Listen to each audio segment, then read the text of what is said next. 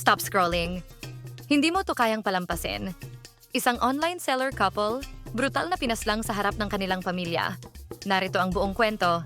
Central Luzon Chief of Police Brigadier General Rodrigo Maranan nagkaroon ng press conference kanina sa Camp Olivas, San Fernando, Pampanga at inilantad ang mga suspek sa pagpatay kina Arvin Patrick, at for Lerma the Lulu. question.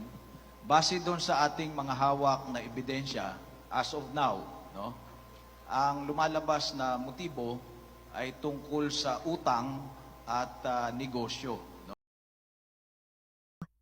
Nasa loob ng kanilang sasakyan, sina Arvin at Lerma, kasama ang kanilang 6 na taong gulang na anak at teenage cousin ni Lerma.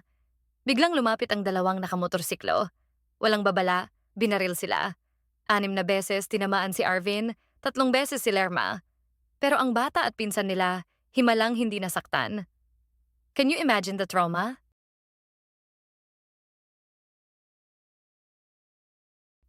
Sinasabi ng mga autoridad na ang pagpatay ay dahil sa isang utang, halagang 13 milyong piso.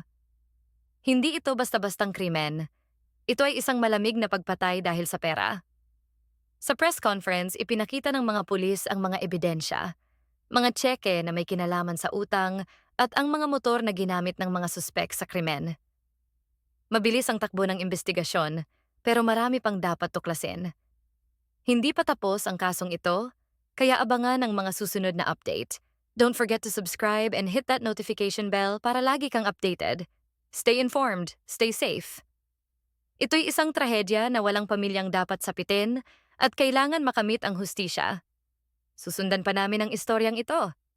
Salamat sa panonood, huwag kalimutang mag-like, share, and subscribe.